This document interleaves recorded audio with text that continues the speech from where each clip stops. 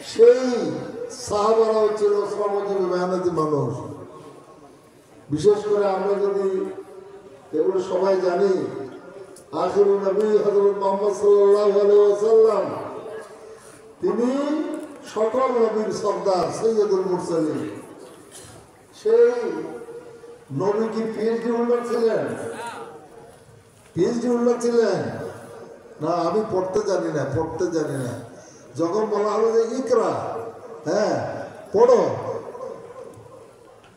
বলতেছে আমি পড়তে জানি না। ঠিক না? আল্লাহ চাইলে তো পিএইচডি হোল্ডার করে পাঠাইতে পারতেন। এরপরে নবীন যারা আশেপাশে ছিলেন সাহাবায়ে কেরাম, তার মধ্যেও অধিকাংশ শ্রমজীবী মেহনতি মানুষ। আল্লাহ রাসূল ছোটবেলায় ছাগল চড়াইতে, আর যখন একটু বয়স হয়েছে তখন খাদিজাতুল কুবরা রাদিয়াল্লাহু তাআলা আনহার দোকান কর্মচারী হিসেবে কাজ করেছেন। ঠিক না?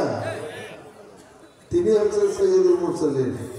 তাহলে দেখেন এই শ্রমজীবী মেহনতি মানুষের গুরুত্ব আল্লাহর কাছে কত বেশি। এই জন্য আল্লাহ রাসূল বলেছেন আল কাসবু হাবিবুল্লাহ, শ্রমজীবী মেহনতি মানুষ হচ্ছে আল্লাহর বন্ধু। এই আল্লাহর বন্ধুরা যেদিকে যাবে, যে আদর্শ নিয়ে ঐক্যবদ্ধ হবে, সে আদর্শ বাস্তবায়ন না হয়ে কোনো উপায় নাই। এই জন্যে শ্রমজীবী মেহনতি মানুষের গুরুত্ব হচ্ছে সবচাইতে বেশি। প্রিয় ভাইরা, দেখেন গোটা দুনিয়ার যে উন্নয়নগুলো হচ্ছে, দুনিয়ার কথা বলতেন, শুধু বাসস্ট্যান্ডের কথা চিন্তা করেন। এই বড় বড় বিল্ডিং যেগুলো হচ্ছে, এই বিল্ডিং কি কোটিপতিরা করেছে? তারা টাকা দিচ্ছে ঠিকই, কিন্তু করেছে শ্রমিকেরা। ঠিক না? বড় বড় যে রাস্তা হয়েছে, সুন্দর রাস্তা, সেই রাস্তায় পেছনেও শ্রমিকদের অবদান। দোকান যেগুলো চলছে, এই দোকান চলছে দোকান কর্মচারীদের কারণে। ঠিক না? রিক্সা চলছে রিক্সা শ্রমিকদের কারণে, ট্যাক্সি চলছে ট্যাক্সি শ্রমিকদের কারণে, বড় বড় গাড়ি চলছে ড্রাইভার এবং হেল্পারদের কারণে। কথা ঠিক কিনা?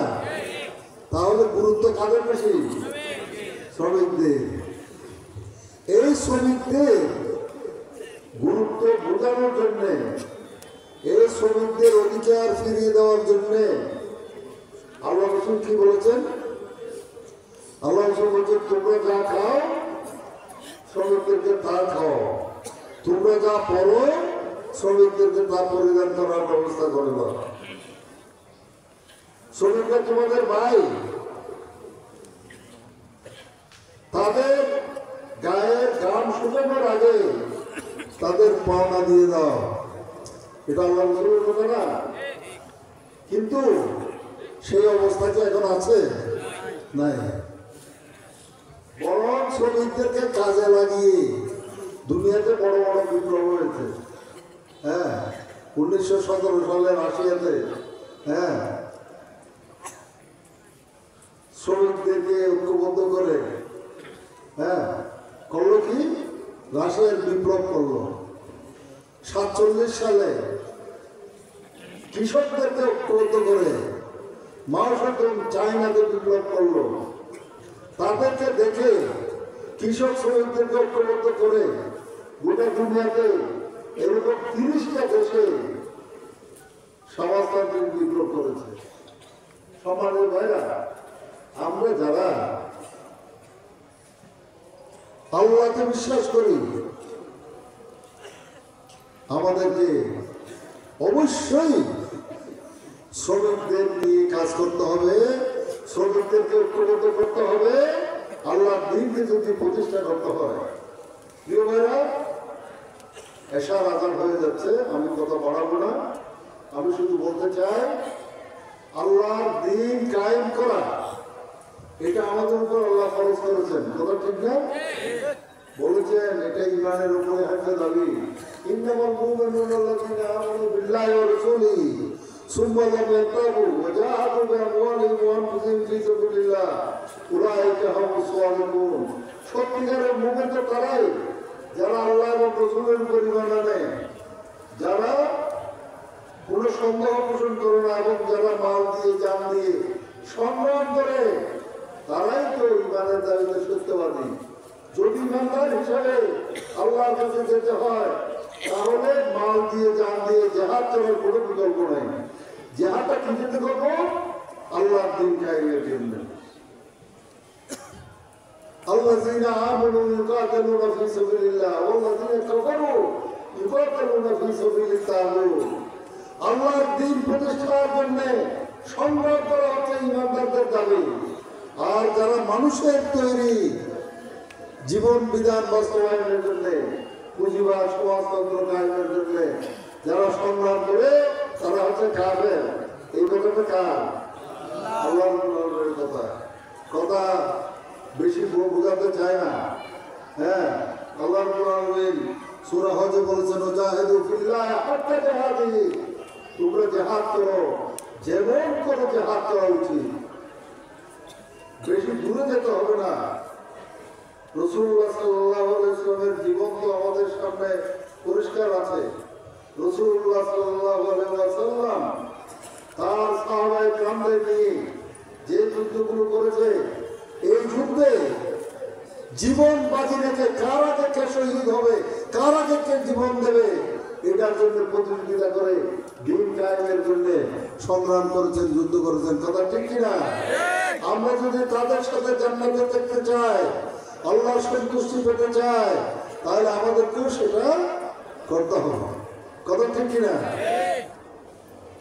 আল্লাহ বলেছেন وَأَنْتُمْ لَا تُقَاتِلُونَ فِي سَبِيلِ اللَّهِ وَالْمُسْتَضْعَفِينَ مِنَ الرِّجَالِ وَالنِّسَاءِ وَالْوِلْدَانِ الَّذِينَ يَقُولُونَ رَبَّنَا أَخْرِجْنَا مِنْ هَذِهِ الْقَرْيَةِ الظَّالِمِ أَهْلُهَا وَاجْعَلْ لَنَا مِنْ لَدُنكَ وَلِيًّا وَاجْعَلْ لَنَا مِنْ لَدُنكَ نَصِيرًا। তোমাদের কি হয়েছে? তোমরা কেন যুদ্ধ করছো না? অথবা মজলুম পুরুষ, নারী, শিশুরা কান্নাকাটি করছে, আল্লাহর কাছে ফরিয়াদ করছে, হে আল্লাহ, এই জালেমদের হাত থেকে আমাদেরকে বাঁচিয়ে দাও, আমাদের জন্য সাহায্যকারী পাঠাও, আমাদের জন্য অভিভাবক পাঠাও। যারা এরকম করে তারা হচ্ছে শ্রমজীবী মেহনতি মানুষ। এই শ্রমজীবী মেহনতি মানুষের জন্যই আল্লাহ রাব্বুল আলামিন বলছে মালাকুম লা তুকাতিলুনা ফী সাবিলিল্লাহ, তোমরা কি হলো, তোমরা কেন যুদ্ধ করছো না? সম্মানিত ভাইরা, তাহলে আমরা যারা শ্রমজীবী মেহনতি মানুষ আছি, শ্রমজীবী মেহনতি মানুষের পাশে আছি, আমাদের সকলকে শ্রমজীবী মেহনতি মানুষকে ঐক্যবদ্ধ করে আল্লাহর দ্বীন প্রতিষ্ঠার জন্য এগিয়ে যেতে হবে। কথা ঠিক কিনা বেটি? সবাই তো রাজি আছেন? বাস, আলহামদুলিল্লাহ। আল্লাহ কবুল করো, আল্লাহ কবুল করো। শ্রমিকরা যদি ঐক্যবদ্ধ হতে পারে তাহলে এদেশে দ্বীন কায়েম হবে ইনশাআল্লাহ, ইনশাআল্লাহ। এর জন্য প্রয়োজন হচ্ছে দাওয়াত দেওয়া, সবাইকে দাওয়াত দিতে হবে। আমাদের জয়ী ভাই বলেছেন, আমাদের বড় ভাই বলেছেন, আল্লাহ রাব্বুল আলামিন বলেছেন কুওয়ান ফুসুকুম ওয়া আলাইকুম নারা, তুমি জাহান্নামের আগুন থেকে নিজেকে বাঁচাও, তোমার পরিবারকে বাঁচাও।